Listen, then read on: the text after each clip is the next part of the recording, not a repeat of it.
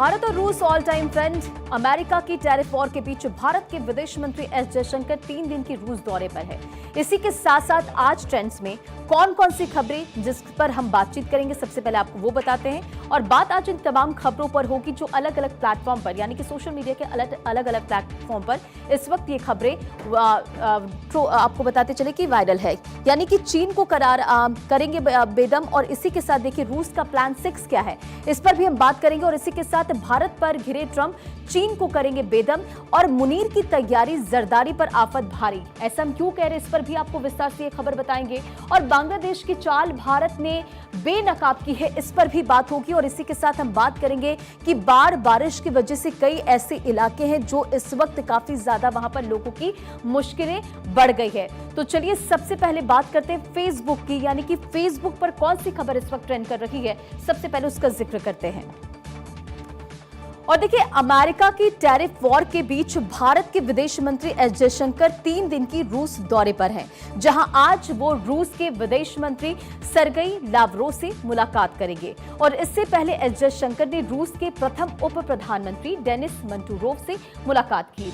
और एस जयशंकर ने व्यापार, आर्थिक, वैज्ञानिक, तकनीकी और सांस्कृतिक सहयोग पर 26वें भारत रूस अंतर सरकारी आयोग यानी कि IRIGC टेक की बैठक की सह अध्यक्षता की। इस दौरान दोनों नेताओं ने भारत और रूस के व्यापार और आर्थिक क्षेत्र, इसी के साथ कृषि, ऊर्जा, उद्योग, कौशल विकास, गतिशीलता, शिक्षा और संस्कृति सहित कई ऐसे व्यापक क्षेत्र थे जहां सहयोग पर गहरी चर्चा हुई है। और इस बैठक के दौरान जयशंकर ने भारत की तरफ से दोनों देशों के रिश्तों को और मजबूत करने के कई सुझाव डेनिस के सामने रखे हैं। देखिए बैठक की जानकारी देते हुए एस जयशंकर ने सोशल मीडिया प्लेटफॉर्म एक्स पर इसका जिक्र किया, यानी कि एक पोस्ट करते हुए उन्होंने लिखा कि हम एक जटिल भू राजनीतिक स्थिति की पृष्ठभूमि में मिल रहे हैं। और ये पोस्ट आपके स्क्रीन पर भी है।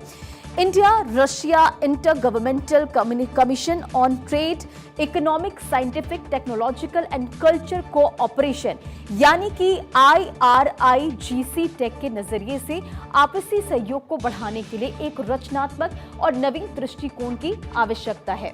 एस जयशंकर ने कुछ सुझाव भी दिए हैं। और एस जयशंकर ने कहा कि आपसी परामर्श के जरिए से अपने एजेंडे में निरंतर विविधता और इसी के साथ साथ विस्तार लाना हमारा लक्ष्य होना चाहिए। हमें विशिष्ट समय सीमाएं निर्धारित करनी चाहिए ताकि कि हम अपने टारगेट को अचीव करने के साथ साथ और आगे बढ़ सके। इन तमाम बातों का जिक्र एस जयशंकर ने किया है। एस जयशंकर का सुझाव है कि IRIGC सत्रों के बीच कम से कम 2 अंतर सत्रीय बैठकें आयोजित होनी चाहिए और सभी सह अध्यक्षों के साथ एक आभासी मध्यावधि समीक्षा करें। इन तमाम बातों का जिक्र एस जयशंकर ने किया। एस जयशंकर ने एक सुझाव भी दिया कि हम व्यापार मंच और IRIGC टेक के विभिन्न कार्यों के समूहों के बीच एक समन्वय तंत्र स्थापित करें ताकि दोनों पक्षों के बीच समन्वय बना रहे। और हम सालाना शीर्ष नेताओं के शिखर सम्मेलन की तैयारी कर रहे हैं और हमें विश्वास है कि IRIGC टेक बैठक के परिणाम भारत रूस साझेदारी को और आगे बढ़ाएंगे। देखिए एस जयशंकर ने रूस में कहा कि पिछले 4 सालों में हमारा द्विपक्षीय व्यापार 5 गुना से भी ज्यादा बढ़ा है और ये 2021 में 13 बिलियन अमेरिकी डॉलर से बढ़कर 2024-25 में 68 बिलियन अमेरिकी डॉलर हो गया है और ये लगातार बढ़ भी रहा है। हालांकि इस वृद्धि के साथ साथ एक बड़ा व्यापार असंतुलन भी रहा है, यानी कि ये 6.6 बिलियन अमेरिकी डॉलर से बढ़कर 58.9 बिलियन अमेरिकी डॉलर हो गया है, जो लगभग 9 गुना है। और इसलिए हमें इस पर तत्काल ध्यान देने की जरूरत है। तो इन तमाम बातों का जिक्र एस जयशंकर ने मीटिंग के बाद पोस्ट करते हुए दिया है। चलिए आगे बढ़ेंगे और अब जानेंगे कि ट्रुथ पर कौन सी खबर जो है वो ट्रेंड कर रही है, जिसका हम जिक्र करने वाले। तो चलिए जल्दी से जानते हैं कि ट्रुथ पर वो कौन सी खबर जो कि ट्रेंड कर रही है।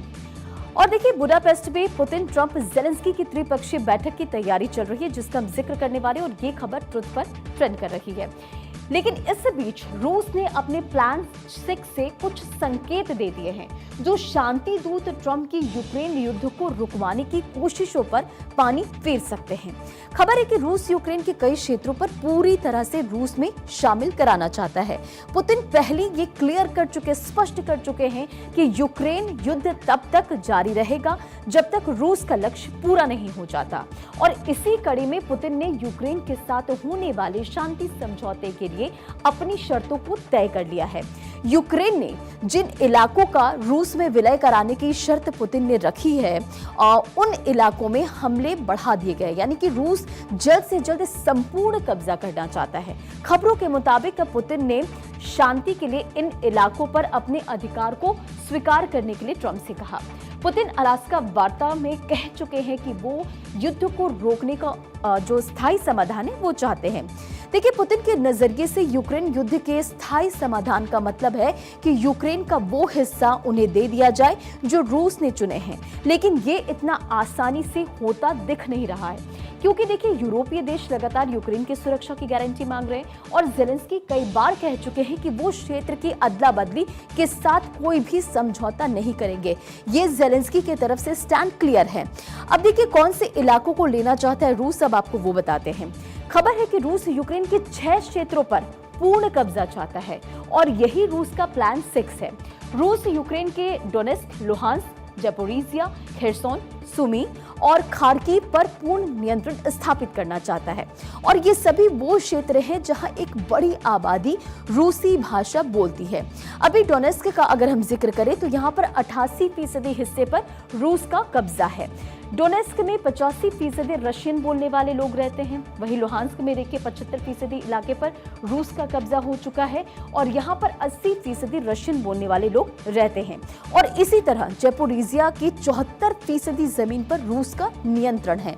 यहाँ पर 56% रशियन बोलने वाले लोग रहते हैं और इसी के आगे जो खेरसोन है वहां पर 71% हिस्से पर रूस का कंट्रोल है और जहां पर आप देखिए करीब 48% जो है वो रशियन बोलने वाले लोग रहते हैं। सुमी का भी हम जिक्र करेंगे, लेकिन इसी बीच देखिए लोकसभा की कार्यवाही शुरू हो गई। सीधे लिए चलते हैं। कुछ दिनों से मैं देख रहा हूं कि सदन में सार्थक मर्यादा परंपराओं के अनुरूप चर्चा नहीं हो रही। माननीय सदस्यगण जिस तरीके से सदन के अंदर, सदन के परिसर में जिस तरीके की नारेबाजी हो रही है, जिस तरीके से तख्तियां लेकर माननीय सदस्य आ रहे हैं, नियोजित गतिरोध किया जा रहा है, ये हमारी संसद की परंपराएं नहीं रही है। और विशेष रूप से इस सत्र में जिस भाषा का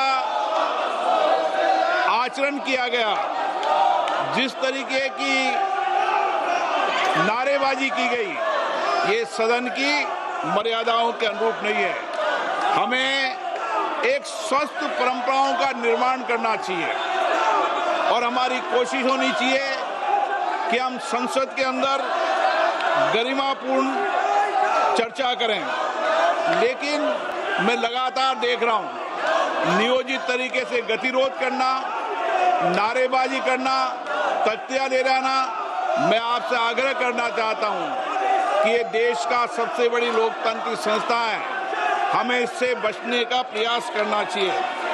और संसद के अंदर भी और संसद के परिसर में भी हमारी भाषा संयमित और मर्यादित होना चाहिए।